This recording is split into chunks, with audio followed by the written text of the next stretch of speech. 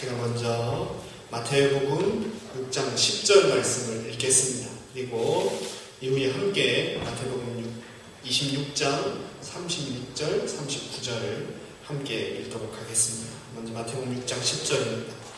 뜻이 하늘에서 이룬 것 같이 땅에서도 이루어지이다. 아멘.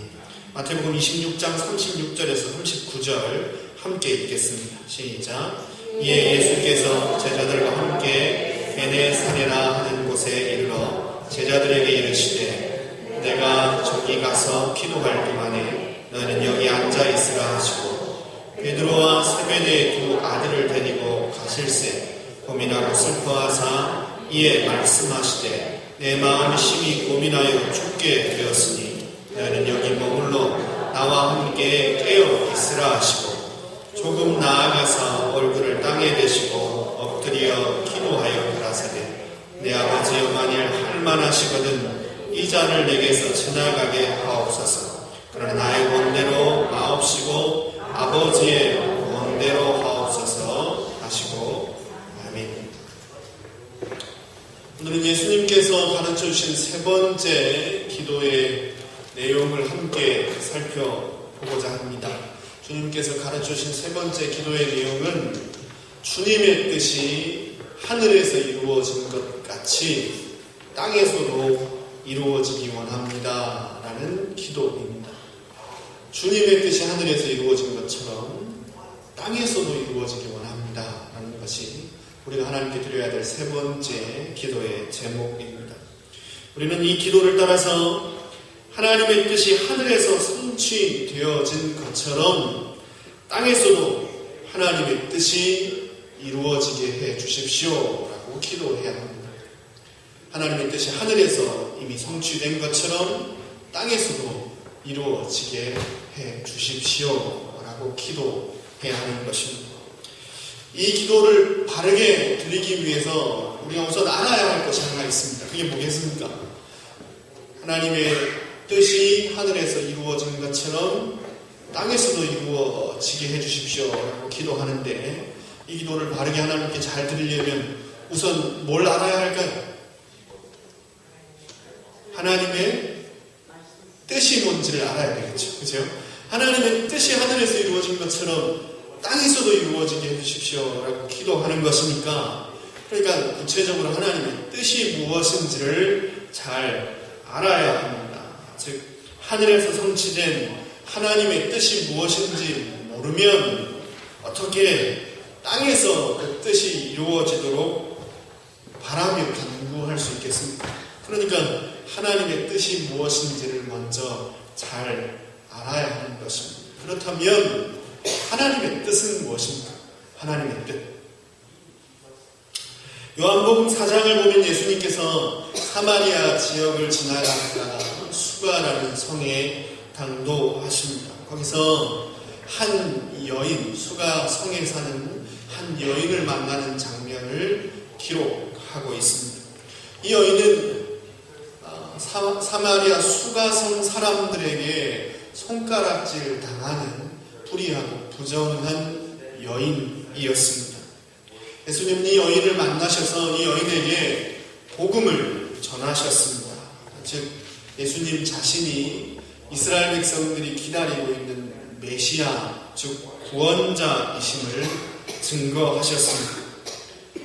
예수님께로부터 복음을 듣고 나서 즉 예수님을 만나고 난 이 여인은 이후에 구원의 기쁨과 감격 때문에 본인이 들고 왔던 물동이를 버려두고 수가성 사람들에게 나아가서 내가 메시아를 구원자를 만났다라고 간증하게 되어집니다.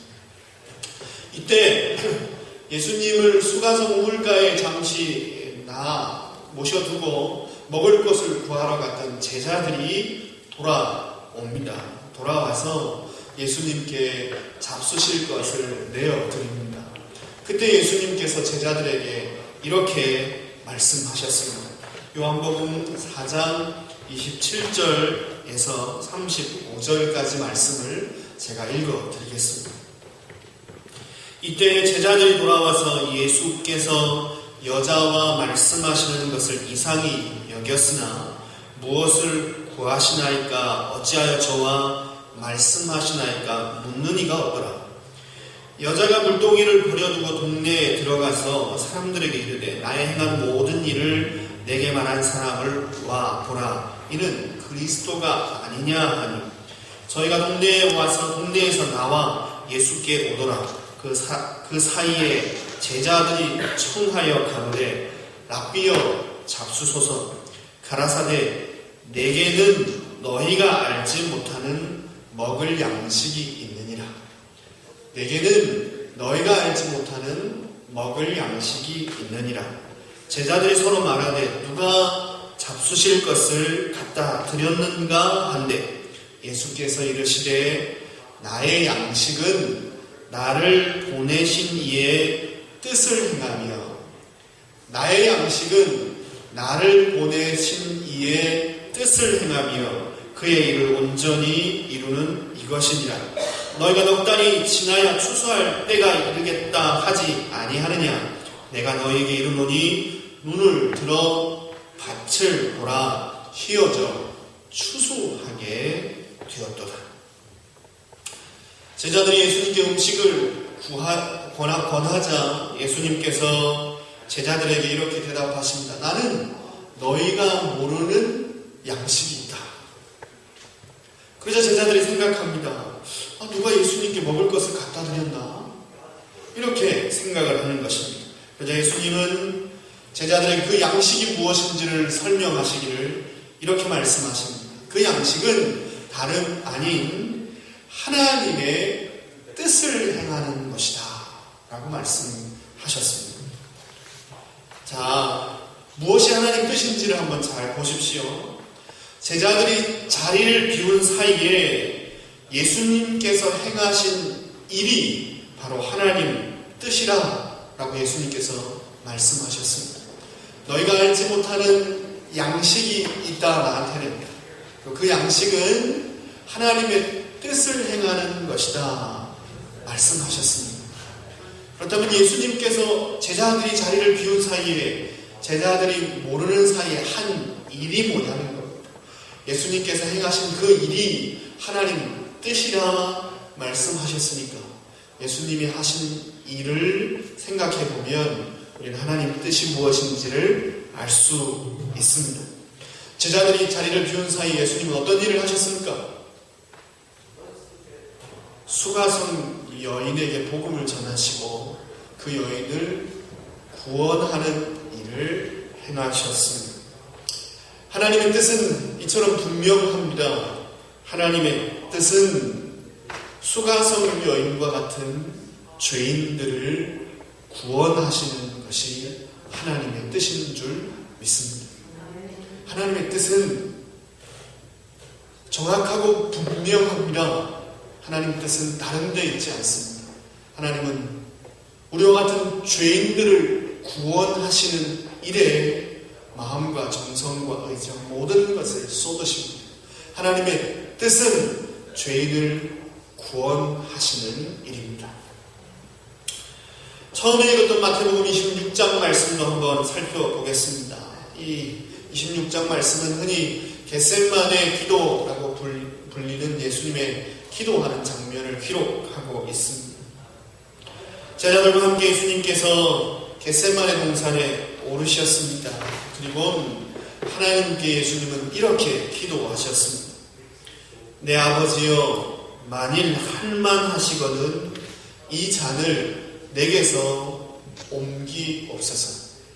내 아버지야, 만일 할만하시거든 이 잔을 내게서 옮기시옵소서. 그러나 나의 원대로, 즉 나의 뜻대로 하지 마시고 아버지의 원대로, 즉 아버지의 뜻대로 하옵소서라고 기도하셨습니다. 내 뜻대로 하지 마시고 누구 뜻대로요? 하나님 뜻대로 해주십시오 라고 그렇게 예수님이 기도하셨습니다. 39절에 기록된 나의 뜻, 즉 예수님의 뜻은 무엇이고 그리고 하나님의 뜻은 무엇입니까? 예수님은 지금 십자가에서의 죽음을 준비하고 계셨습니다. 예수님은 그 죽음이 얼마나 큰 고통인지를 잘 알고 계셨습니다. 단순히 육신적으로 당하는 고통 때문에 그 고통을 직감하고 두려워하셨던 것은 아닙니다. 예수님은 그냥 죽으시는 것이 아니라 사람들의 죄, 모든 인생들의 죄를 대신 짊어지시고 십자가에 달리셔서 하나님의 심판을 받으셔야 했습니다. 하나님께로부터 내려지는 맹렬한 진노와 저주, 지옥의 고통을 그곳에서 받으셔야 했습니다. 하나님 아버지께 버려지는 고통이었습니다. 예수님은 그 고통이 얼마나 큰지를 잘 아셨습니다. 그 고통의 깊이가 얼마나 깊은지 음부에까지 내려가는 그러한 고통임을 아셨습니다. 그래서 마음이 심히 고민하여 죽게 되었다라고 말씀하셨던 것입니다. 루터의 말처럼 예수님처럼 죽음을 무서워했던 사람은 없었습니다. 인류 역사상 예수님처럼 죽음을 두려워했던 사람은 없습니다. 왜냐하면 예수님의 죽음은 그냥 육신적인 고통만이 아니었기 때문입니다. 그분은 모든 인생들이 지은 죄를 짊어지시고 그 죄에 대한 대가, 그로 인한 하나님의 진노와 저주를 그 죽음으로 맛보셔야 했습니다. 그렇게 예수님은 이 죽음이 얼마나 고통스러운지를 아셨고, 죽음 같은 고민 중에 예수님은 자신의 뜻을 하나님께 이렇게 아뢰십니다. 내 아버지여, 만일 할만하시거든 이 잔을 내게서 옮겨주십시오. 이 고통의 잔을 내게서 옮겨주십시오 라고 하나님 앞에 요청하십니다. 그렇지만 이내 뜻을 돌이키십니다. 그리고 이렇게 하나님 앞에 간절히 힘써 간구하십니다. 그러나 나의 뜻대로 하지 마시고 아버지의 뜻대로 해주십시오. 내 뜻대로 하지 마시고 아버지의 뜻대로 해주십시오. 우리는 지금 뭘 확인하고 있느냐 하면 하나님의 뜻이라고 부르는 것이 무엇인지를 확인하고 있습니다. 뜻이 하늘에서 이루어진 것처럼, 하나님의 뜻이 하늘에서 이루어진 것처럼 하나님의 뜻이 땅에서도 이루어지기 원합니다 라고 기도하는 때에 우리가 무슨 기도를 드려야 되는지를 알기 위해서 하나님의 뜻이 무엇인지를 공부하고 있습니다. 예수님은 내 뜻대로 마시고 하나님의 뜻대로 해주십시오 라고 겟세마네 동산에서 간절하게 땀이 핏방울처럼 핏방울이 되어 떨어질 만큼 그렇게 간절하게 하나님 앞에 기도하셨습니다. 죽을 만큼 극심한 고통 중에 결국 예수님께서 따르기로 결단하고 헌신한 하나님의 뜻, 그게 무엇입니까? 내 뜻대로 마시고 하나님 아버지 뜻대로 해주십시오 라고 했을 때 그 하나님 뜻, 예수님이 따르기로 하신 그 하나님 뜻이 도대체 무엇입니까? 그렇습니다. 십자가를 지는 일입니다. 사람들의 죄를 대신 지고 십자가에서 하나님의 진노와 저주를 다 받으심으로 사람들을 구원하시는 일입니다. 그게 하나님의 뜻입니다. 하나님의 뜻은 이처럼 분명합니다. 그것은 죄인들을 구원하는 일입니다. 하나님의 변치 않는 영원한 뜻, 성경에 드러난 분명하고 확신 있는 하나님의 정확한 뜻은 우리와 같은 죄인을 구원하시는 것이 하나님의 뜻인 줄 믿습니다. 지금부터 왜 이걸 정확하게 짚고 우리가 알고 넘어가는 것이 중요한지를 말씀드리겠습니다. 하나님 뜻이 무엇인지 정확하게 알고 가는 것이 왜 중요하냐라는 것입니다. 하나님 뜻이 다른 것이 아니라 우리와 같은 죄인들을 구원하시는 것이 하나님 뜻이라는 것을 정확하게 아는 것이 왜 중요한지를 함께 설명드리겠습니다. 죄인들을 구원하기 원하시는 하나님 뜻이 예수님 안에서 성취되어졌습니다. 하늘에 있는 참 성전에서 예수님께서 자신을 제물 삼아 하나님께 속죄 제사를 드림으로 인해서 죄인들을 구원하시려는 하나님의 뜻, 이것이 하늘에서 온전히 성취되어졌습니다. 그리스도 안에서 성취되어진 하나님의 뜻은 혼란스럽지 않습니다. 너무 많아서 취사 선택하는 것이 아닙니다. 비밀스럽게 감추어져 있지도 않습니다. 일관되고 분명합니다. 변함없이 지속적입니다. 죄인을 구원하시는 것이 하나님의 뜻입니다. 예수님 안에서 분명하게 드러난 이 객관적인 하나님의 뜻을 정확하고 분명하게 알아야 합니다. 그래야 개인과 상황에 따른 하나님의 주관적인 뜻도 분명하게 분별할 수 있습니다. 성경에 명시되어진 예수 그리스도 안에서 성취되어진 유일하고 분명한 객관적인 하나님의 뜻, 그게 뭐라고요? 죄인을 구원하는 것. 이게 하나님의 뜻입니다.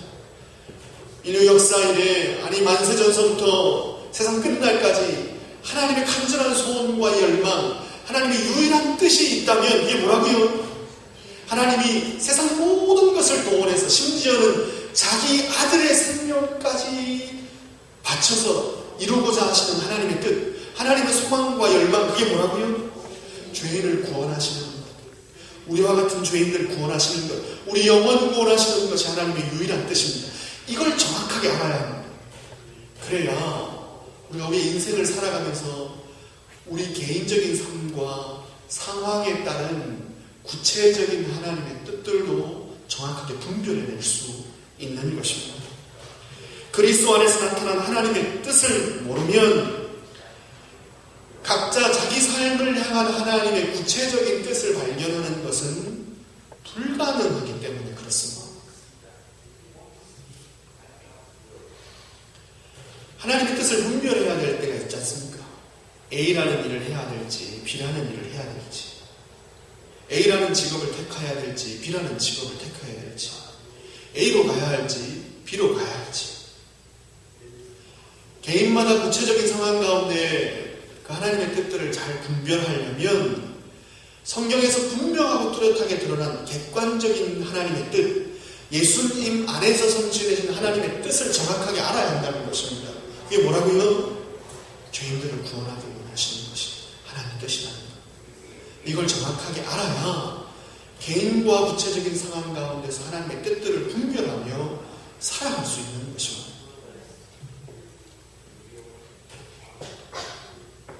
만약 죄인을 구원하기 원하시는 하나님의 이 분명한 뜻을 모르는 사람이 자기 삶에 대한 하나님의 구체적인 뜻을 구한다면 그것은 마치 무속인에게 자기 미래를 점쳐달라 하는 것과 똑같은 일이 되는 것입니다.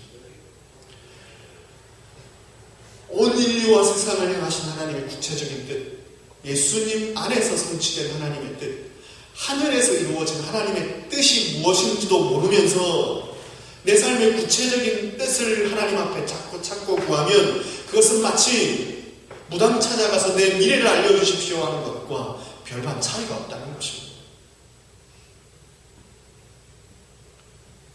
많은 경우에 있어서 구체적인 상황 속에서 개인을 향한 하나님의 뜻을 잘 분별하지 못하는 이유가 바로 여기 있습니다. 그리스도 안에서 객관적으로 분명하게 드러난 하나님의 뜻을 잘 모르고 살아가기 때문에 그렇습니다. 성도가 죄인을 구원하기 원하시는 하나님의 뜻에 삶의 방향을 맞추지 않으면 하나님의 뜻이 분명히 드러나는데 죄인을 구원하기 원하시는 하나님의 이 분명한 뜻에 성도가 그 삶의 방향을 딱 맞추지 않으면 구체적인 상황 가운데 개인을 향한 하나님의 뜻을 분별하고 그리고 그것에 따라서 삶을 사는 것은 거의 불가능한 것입니다. 삶의 궁극적인 방향과 목적은 세상 사람들과 별반 다르지 않게 그렇게 정해놓고, 그리고 작고 중요하지 않은 것들에서만 하나님의 뜻을 구하는 것은 성도답지 않고 어리석은 행동이라는 것입니다. 이해하시겠습니까? 하나님의 분명한 뜻이 드러났습니다. 죄인을 구원하시는 것. 그래서 우리 성도의 삶을 죄인을 구원하기 원하시는 하나님의 뜻의 그 방향을 딱 맞추지 않고, 이것과 상관없이 세상 사람들이 삶을 살아가는 목적과 방향과 똑같이 자기 인생의 방향을 설정하고 살면서, 그리고 그냥 중요하지 않은 어떤 선택의 상황 가운데 놓였을 때 하나님 뜻이 뭡니까? 뭘 해야 될까요? 이것 할까요? 저것 할까요? 이것 택할까요? 저것 할까요?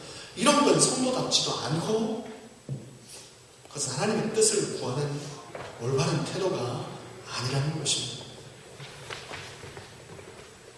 이와 관련해서 김원수 목사님이라는 분이 아주 재미있지만 이해가 잘 될 만한 좋은 비유를 하나 드셔서 그 비유를 좀 소개시켜드리려고 합니다.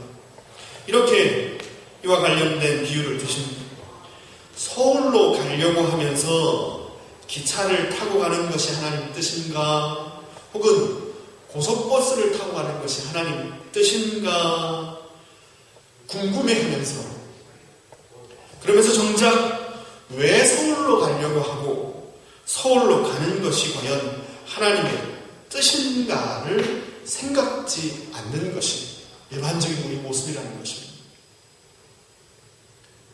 서울로 가는 그게 핵심적인 방향인데, 그건 이미 자기가 결정해 놓는 겁니다. 서울로 가야 되겠다, 그렇게 결정해 놓고 하나님한테, 하나님 서울 가려고 그러는데 버스를 타고 가는 게 좋을까요? 기차를 타고 가는 게 좋을까요?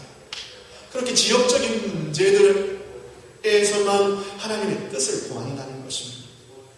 그리고 정작 왜 서울로 가야 되는지, 내가 서울로 가는 것이 하나님 뜻 맞는지, 그 방향을 결정하는 것에 있어서는 하나님의 뜻을 찾지 않는다는 것입니다. 자기 생각대로 이미 목표는 다 정해놓고, 그리고 그 후에 하나님 어떤 방법이 좋을까요? 이 목표를 이루려면 어떤 방법이 좋을까요? 하나님 원하시는 삶의 목표, 그건 생각지 않고 세상 사람처럼 성공해야지, 부자 돼야지, 세상과 똑같은 삶의 방향과 목표를 설정해 놓고, 그리고 하나님 어떻게 하면 부자 될 수 있을까요? 이 장사를 할까요? 저 장사를 할까요? 그건 하나님 뜻을 찾는 것이 아니라는 것입니다. 하나님의 방법을 알고 싶으면 하나님의 목표를 가져야 합니다. 성도는 삶의 목표를 하나님의 뜻에 맞추어야 합니다. 죄인을 구원하기 원하시는 하나님의 뜻에 삶의 방향을 맞추고 살아가야 하는 것입니다. 그래야 매일의 구체적인 삶에서 우리를 향하신 하나님의 주관적인 뜻을 분별하고 그것을 따라서 삶을 살아갈 수 있습니다. 성경에서 드러난 예수님 안에서 성취된 하늘에서 이미 이루어진 분명한 하나님의 뜻, 죄인을 구원하기 원하시는 하나님의 이 분명한 뜻에 우리의 삶의 방향을 맞추어야 하는 것입니다. 삶의 방향을 맞추고 그리고 살아가야 구체적이고 개인적인 삶에 있어서 선택해야 될 주관적인 하나님의 뜻들을 잘 분별하며 살아갈 수 있습니다. 주님께서 가르쳐주신 세 번째 기도를 바르게 드리기 위해서는 먼저 죄인을 구원하기 원하시는 이 하나님의 간절한 뜻, 이것을 잘 알아야 합니다. 그리고 그것을 삶의 목표로 삼고 살아갈 때에 비로소 우리는 이 기도를 바르게 드릴 수 있게 되는 것입니다. 우리 삶의 방향이 영원 구원하기를 원하시는 하나님의 이 유일한 목적에, 이 뜻에 잘 맞춰져야 어떻게 대학을 가고, 어떻게 공부하고, 어떤 직업을 선택하고 어떻게 삶을 살아야 될지 구체적인 내용들을 결정하고 그곳에서 하나님의 뜻을 찾는 일을 원활하게, 지혜롭게, 바르게 할 수 있다는 것입니다. 성도는 예수님 안에서 뜻이 하늘에서 이루어진 것처럼 땅에서도 이루어지기를 소망하는 자입니다. 예수님은 죄인을 구원하려는 하나님의 뜻을 하늘에서 이루셨습니다. 이를 위해 내 뜻대로 마시고 아버지 뜻대로 해주십시오 라고 그렇게 기도하시고 십자가 고난을 스스로 자처하셨습니다. 그리고 이제 우리에게도 동일한 사명과 기도의 제목을 나누어 주셨습니다.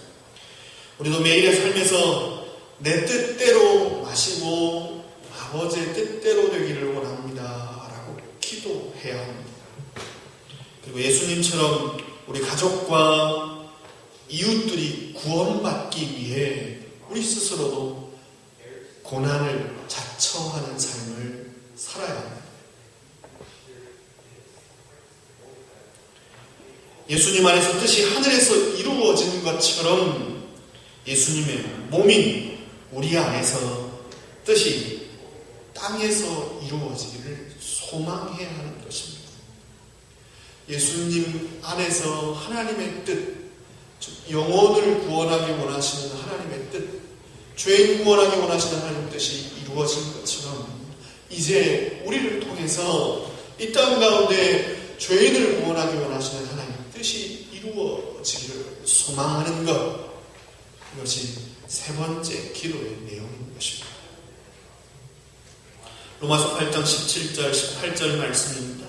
자녀이면 또한 후사 곧 하나님의 후사요 그리스도와 함께한 후사니 우리가 그와 함께 영광을 받기 위하여 고난도 함께 받아야 될 것이니라.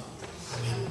생각건대 현재 고난은 장차 우리에게 나타날 영광과 좋게 비교할 수 없도다. 고난도 함께 받아야 합니다. 영광을 함께 누리려면 이 땅에서 함께 고난받는 것이 우리를 향한 하나님의 부르심이요 뜻인 줄 믿습니다. 별로 아멘 하고 싶지 않은 내용입니다. 그렇죠? 잘되고 부자되고 성공하십시오 하면 아멘 쉽게 나오겠지만 하나님 뜻이 우리가 고난받는 거라는데, 그렇죠?